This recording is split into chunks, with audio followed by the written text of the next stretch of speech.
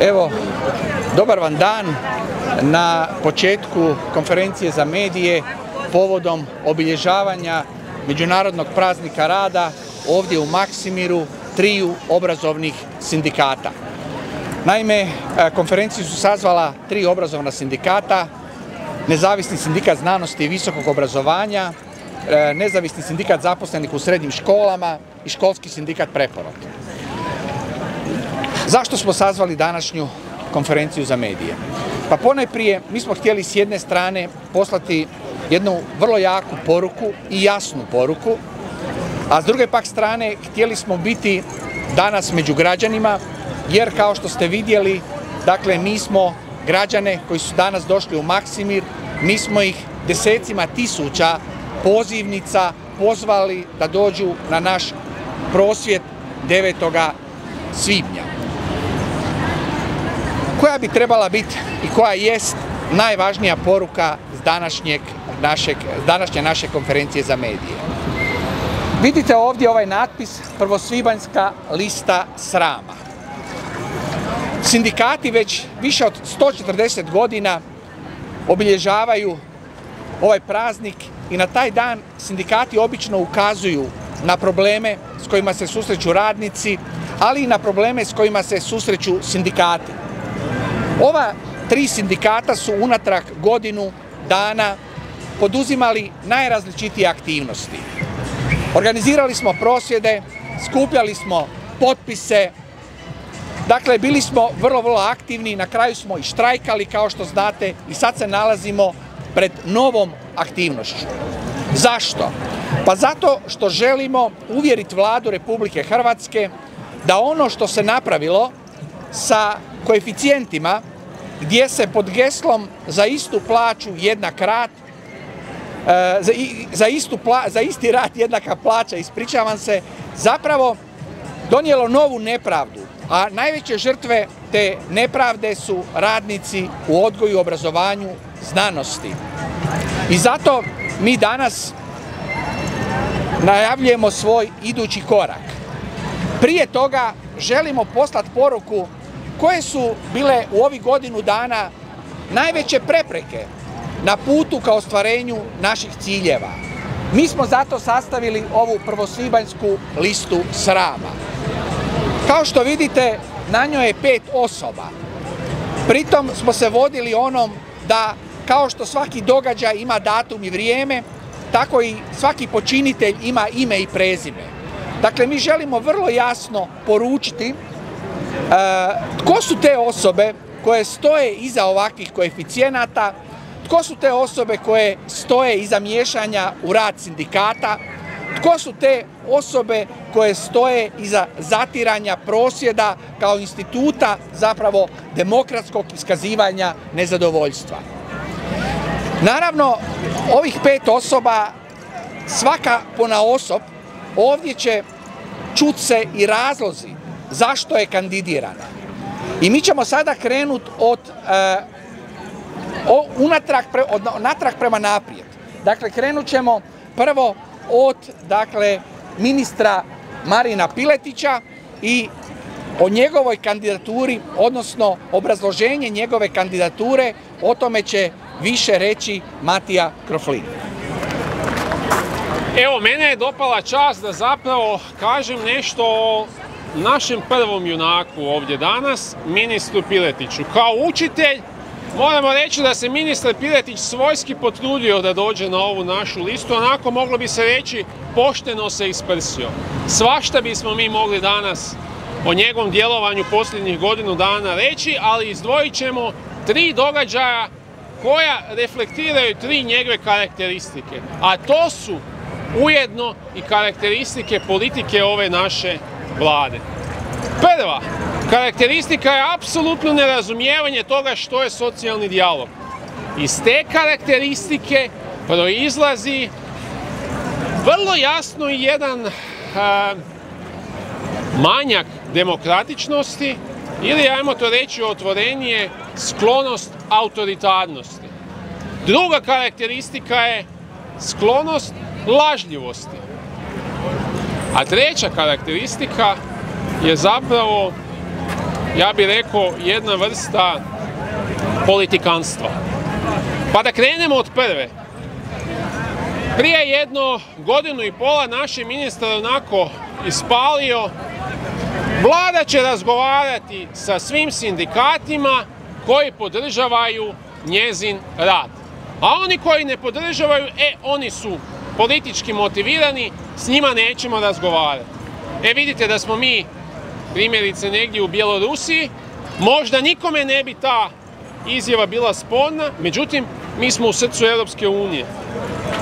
Mi na čelu naše zemlje imamo premijera kojem su puna usta socijalnog dijaloga, europeizma i demokratičnosti.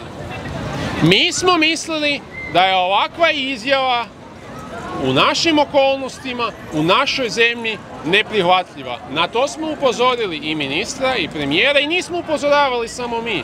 Na to su upozoravali i drugi kolege.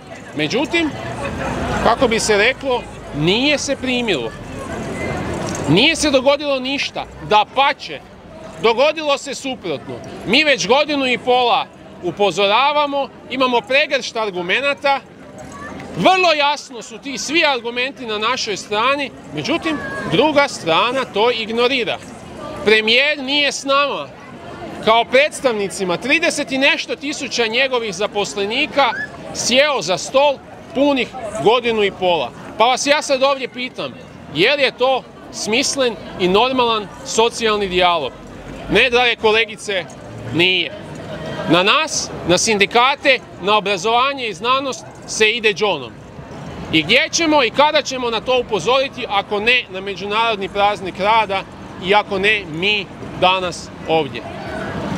Druga stvar, druga karakteristika, sklonost lažljivosti. Premijer nas, to jest naš junak, ministar Piletić, jučer nas je počastio jednim primjerom. Opet koji stopa u jednoj radijskoj emisiji izjavljuje kako su plaće u obrazovanju u Sloveniji manje nego u Hrvatskoj. Nema, ne postoji i ne možete naći statistički podatak koji to potvrđuje, jer to nije istina. Plaće u obrazovanju u Sloveniji nikad nisu bile, niti jesu manje od plaća u obrazovanju u Hrvatskoj. Nije prvi puta da ministru zapravo izlazi nešto ovako iz usta i nije prvi puta da Vlada o nekim stvarima laže. Lagala je o tome da je napravila vrednovanje radnih mjesta, da su koeficijenti objektivna stvarnost složenosti pojedinih poslova. Lagala je da će ispraviti pogreške u tim koeficijentima ako ih ima. Nije to ispravila. Lagala je da je sa sindikatima radila na tim koeficijentima. Ne, nije. Ovi sindikati nisu imali pristup razgovorima kada su se koeficijenti slagali. Lagala je u konačnici o tome da ona zna koliko je ljudi u štrajku i kakve su plaće prosvjetara. Vidite, Vlada ne smije lagati svojim građanima. Nikad i u nijednoj situaciji. I treća stvar, zapravo završetak, tiče se one standardne priče kada nemate argument, onda skrećete s merituma u nešto drugo. A to je optužba koja je često išla, ili teza koja je često išla iz usta ministra Piletića: sindikati su politizirani. Sindikati to rade zbog nekih nikad izrečenih iz njihovih usta fantomskih razloga, oni imaju neke političke razloge, oni to rade zbog nekih skrivenih motiva. Vidite, ne radimo to mi zbog nikakvih skrivenih motiva, mi to radimo zbog ovih ljudi koji su danas ovdje iza nas. A ja bih volio vidjeti PR stručnjaka, tog maga koji je ministru, koji je netom prije nego što je to prvi puta izjavio, instrumentalizirao cijelo svoje ministarstvo i još par drugih ministarstava, da napravi reformu novih koeficijenata, jer je njegov šef, čitajte naš premijer Andrej Plenković, odlučio da kad se već europski novci dijele, kad je to već tu na stolu, ajmo to iskoristiti pa podijeliti nešto tih novaca prije izbora, između ostalog i zaposlenima u javnim i državnim službama. malo više u državnim nego u javnim. I nije tu bilo bitno kako će se taj posao napraviti, bilo je bitno samo da se novac podijeli, da rezultat na izborima bude bolji. Vidite, kad neko takvom ministru koji to radi sugerira da optuži nekog drugog za politikanstvo, ja bih volio vidjeti tog maga. I na kraju, naš ministar Piletić je izjavio nedavno da je vlada napravila nezapamćenu reformu. I tu ću završiti. Napravila je nezapamćenu reformu za ove junake ovdje danas na našoj listi srama. Jer ovim junacima ovdje je plaća otprilike rasla, pazite, plaća otprilike rasla, kao što neki ljudi iza nas imaju ukupnu plaću. Dakle, da, ministre, slažemo se s nečim i s vama, napravili ste nezapamćenu reformu za vas, a na nezapamćeni način ste zaboravili na ljude iza nas, na obrazovanje i znanost. Mi nismo, mi nećemo na te ljude zaboraviti i zato smo danas ovdje i zato ćemo biti i 9. svibnja na trgu Bana Jelačića. Mi se ne damo gaziti. Osoba koja je na 4. mjestu, koju smo nominirali na 4. mjesto, ona nije dužnosnica, ona je službenica. Radi se o Aniti Zirdum iz Ministarstva rada, osobi vrlo važnoj za izradu samih koeficijenata, uključenoj dakle u sam nukleus toga posla, ali i osobi koja je ovih dana na neki način osramotila i struku, ali i puno više od toga mišljenjem kojim se želi nama stvoriti velike probleme prilikom dolaska na naš prosvjed na Jelačiću.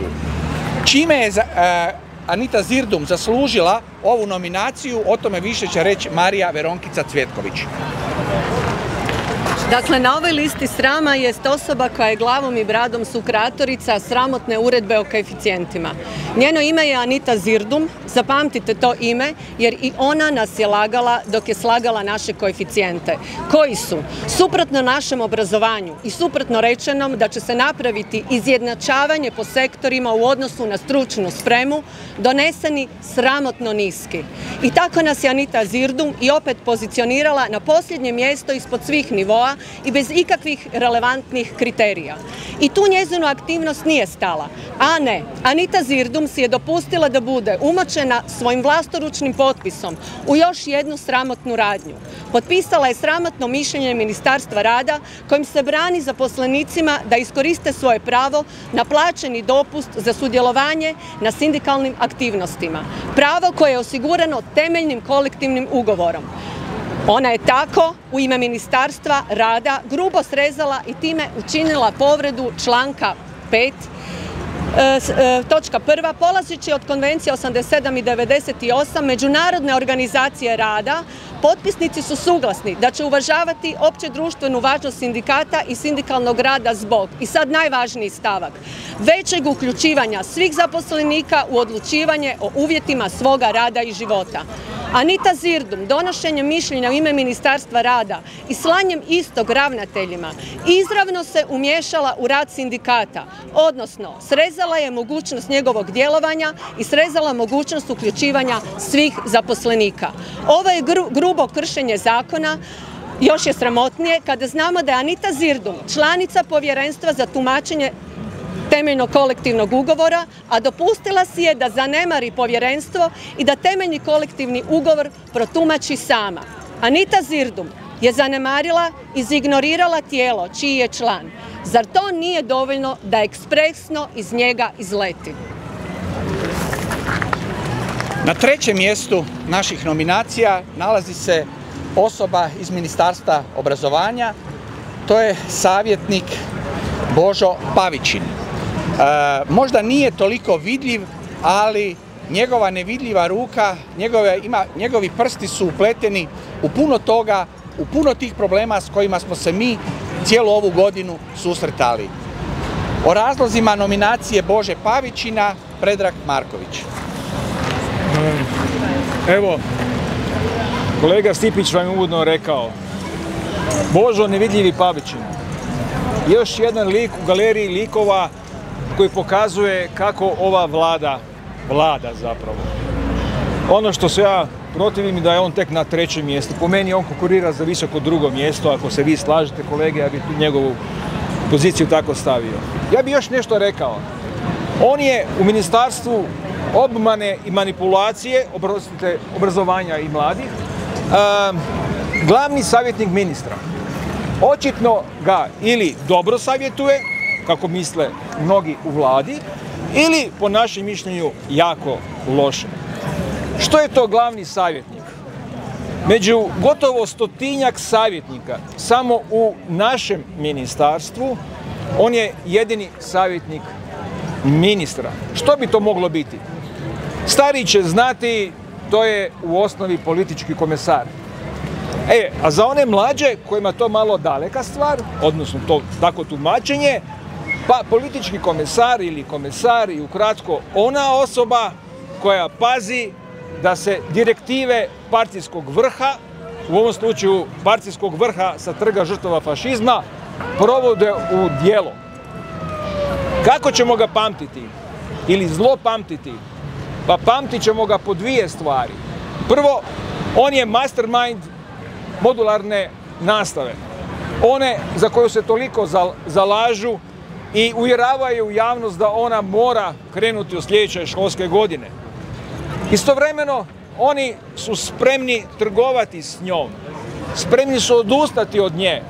To je bila ponuda na stolu u Ministarstvu obmane i manipulacije kad smo tamo stajali u pregovorima.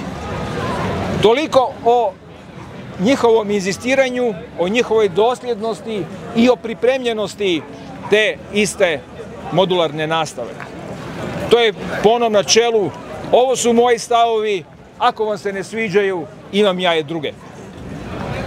Druga stvar po koju tu osobu treba zapamtiti, zato što on vrlo jasno rekao koji su to naši skriveni interesi koji stoje iza ovih prosvjeda. On je u 2 navrata rekao mi imamo političke interese, ne znam samo kakve, i sindikalno-financijske. Drugim riječima, da dobijemo što više članova. Ako je tome tako, poštovani glavni savjetniče, stvar vrlo lako možemo riješiti. Sutra udovoljite našim zahtjevima, neće više biti politike, neće biti prosvjeda, a Boga mi će se i broj naših članova srezati. Drugim riječima, odrezat ćete nam krila, ono što govorite da je u našem interesu, zbog čega zapravo mi manipuliramo sa našim članovima.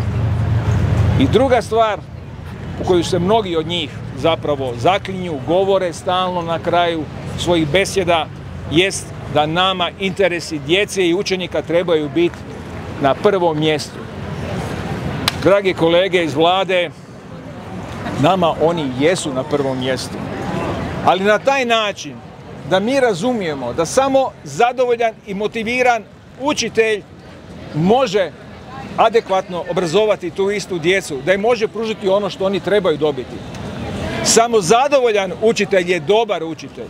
To vi zapamtite. I na kraju samo još jedna stvar. Obrazovanje nije priprema za život. Obrazovanje jest život. Evo i polako se približavamo vrhu naše liste srama, naša lista nadrealista. Ima još, dakle, 2 protagonista. Stipe Mamić, dugogodišnji službenik, a sada već dosta dugo i dužnosnik, dakle državni tajnik u našem ministarstvu. Preživio je, mislim, 6 ministara, ali on je uvijek tamo i uvijek zapravo osoba koju se jako puno pita. Zašto? Zato što je kasa u njegovim rukama. Međutim, u ovim našim akcijama nije se on bavio samo novcima, nego su se njegovi interesi proširili. I to naravno proširili na štetu radnika i proširili na štetu samih sindikata. Čime je Stipe Mamić zaslužio ovu nominaciju na visokom 2. mjestu? Zrinko Turalija. Dobar dan svima i sretan vam praznik rada. Kad je riječ o državnom tajniku Stipi Mamiću, nije bilo nikakvih problema da se njega lakoćom uvrsti na ovu listu na visoko drugo mjesto. Ja ću se poslužiti sada mišljenjem žirija koji je iznio neke argumente zašto je naš državni Stipe Mamić, dakle Čato, državni dužnosnik koji se već 20 godina smuca po hodnicima Ministarstva obrazovanja, znanosti i mladih, a da nikada i bavi se obrazovnom politikom, a da nikada sam nije kročio niti u jednu obrazovnu ustanovu, a kamoli u razred. Dakle, taj državni tajnik, prvenstveno ekonomist i bankar, cjelokupni sustav obrazovanja i znanosti i sve zaposlenike koji rade u tom sustavu prvenstveno mjeri jednim mešetarskim aršinom i svodi nas na ono materijalno, svodi nas na pitanje koliko su porasle naše plaće. Tko o čemu? O plaćama onaj čija je plaća jednokratno porasla gotovo 1700 eura, dakle toliko koliko većina ljudi ovdje koji su iza mene nemaju kao svoje mjesečno primanje. Državni tajnik Stipe Mamić u jednoj emisiji na novinarsko pitanje je li nepravda da je jednom učitelju plaća porasla 150 eura, a državnom tajniku 1500 eura, odgovara da, to je nepravda, ali prema državnom tajniku. I onda je kasnije zavapio da njima 10 godina nisu rasle plaće i da ljudi ne mogu shvatiti racionalno i opravdani razlog da njima jednokratno porastu plaće 70 ili 80%. Još kaže da se mi žalimo, da tražimo kruha preko pogače, jer su naše plaće kontinuirano od 2019. rasle 60 ili 70%. Pa ja pozivam državnog tajnika Čatu Stipu Mamića da se i on očituje o postotku porasta njegove plaće i porastu u postotku plaća svih ostalih dužnosnika. Državni tajnik Stipe Mamić po prosudbi komisije koja je sastavljala ovu prvu svibanjsku listu srama ima barem 4135 razloga da bude prezadovoljan raspletom kako je na kraju ispao Zakon o plaćama. 4135 razloga je iznos u neto iznosu, dakle, njegove plaće. Mnogi od nas te brojke vide samo kao šifru za PIN, kao PIN na bankomatu, a eto, državnom tajniku Stipi Čati Mamiću je neto plaća 4135. I zato je naš državni tajnik od milja zvani 4135 na ovoj listi srama na visokom drugom mjestu. I na posljedku, dakako, ministar, teško mi je to reći ministar, jer zapravo u riječi ministar sadrži se jedno značenje služenja nekome ili nečemu, a nažalost ovaj ministar Radovan Fuchs, on služi, ali ne onima radi kojih je tamo postavljen, nego služi već jako dugo očito nekim drugim interesima. I nije mi lako izdvojiti nekih par razloga zbog čega je se našao na tako visokom, odnosno najvišem mjestu. Ja ću samo izdvojiti njih 4 ili 5. Prvo, kaže ovaj naš ministar da naš štrajk nije opravdan, a učitelji koji, dakle, sudjeluju u štrajku, oni će biti zbrinuti. Pazite, ministar koji kaže da štrajk nije opravdan, s njegove pozicije, sigurno s pozicije ministra, ni jedan štrajk ne može biti opravdan. A da će učitelji u štrajku biti zbrinuti, to je najbolje se vidjelo na primjeru i prvog i drugog štrajka, gdje je barem 100.000 učenika na neki način nije dobilo ono što je taj dan trebalo dobiti u svojim učionicama. Drugo, kaže naš također ministar da je 1400 eura, koliko je početnička plaća u osnovnim i srednjim školama, da je to plaća od koje se može živjeti. Dragi ministre, možda se od te plaće može preživjeti, ali se dostojanstveno živjeti od te plaće ne može. Treće, kaže, neće učitelji dopustiti da ih sindikati iskorištavaju. Tu je već naš ministar ušao u jednu močvaru gdje on na neki način pokušava lavirati, no ne ide mu. Što točno stoji iza te njegove nakane da sindikate odvoji od radnika? Jer naravno, ako sindikati iskorištavaju radnike, onda je prirodno zapravo da to nisu dakle saveznici, nego da su oni zapravo neprijatelji i zapravo ovakvim porukama se radnike huška na sindikate. A to naravno ne smije biti u djelokrugu posla visokog državnog dužnosnika, ministra znanosti i obrazovanja. Četvrto, kaže naš ministar na tragu miješanja u rad sindikata, da su sindikati obvezni platiti radnicima ono što im je on uskratio. Pritom, naravno, on niti ima pravo tako nešto izjavljivati, niti se to njega tiče i to je dakle pitanje o kome isključivo se odlučuje u sindikatima i na tijelima sindikata.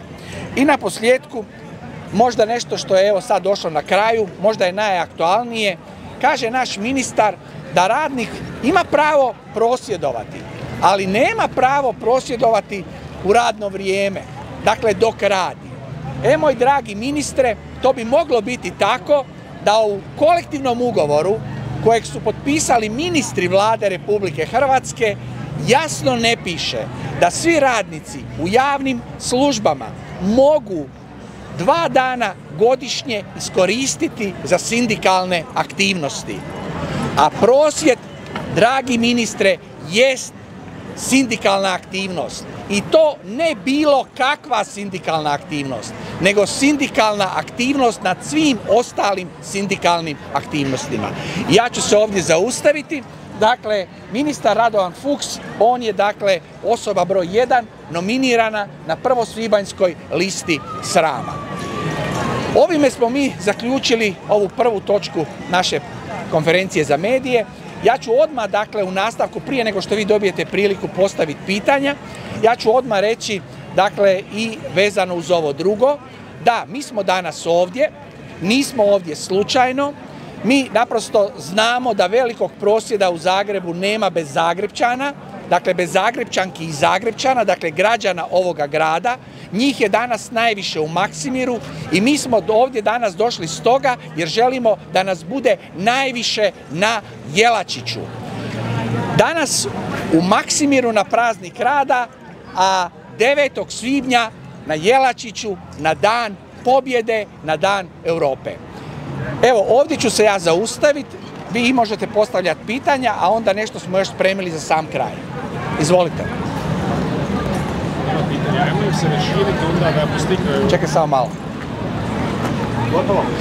Ako nema pitanja, onda imamo jedno malo iznenađenje, da na neki način vi ovdje vidite 200-tinjak ili možda 300-tinjak naših kolegica i kolega koji su danas na neki način, neki od njih prvi puta radili nešto aktivističko, prvi puta zapravo testirali sebe u nečemu što možda nikad u životu nisu mislili da će raditi. Među njima je jedna kolegica koja je danas 50. rođendan. I kada smo imali sastanak na Filozofskom fakultetu, kad je to rekla i kad je rekla da ima 50. rođendan, da ima danas puno uzvanika, ali da ona zna gdje je njoj mjesto u subotu, dakle, odnosno na 1. maj, tada smo mi, dakle, svi ostali bez teksta. Naša kolegica Danijela danas je ovdje i mi joj želimo, dakle, u ime svih čestitati rođendan koji je ona došla proslaviti. Dakle, draga Danijela, molim sve kolegice i kolege da joj zaželimo sretan 50. rođendan! Ajde pjesma! Sretan rođendan ti, sretan rođendan ti, sretan rođendan Danijela, sretan rođendan ti. Vidimo se na Trgu Bana Jelačića 9.5. Hvala vam lijepa. Ajmo i kada samo.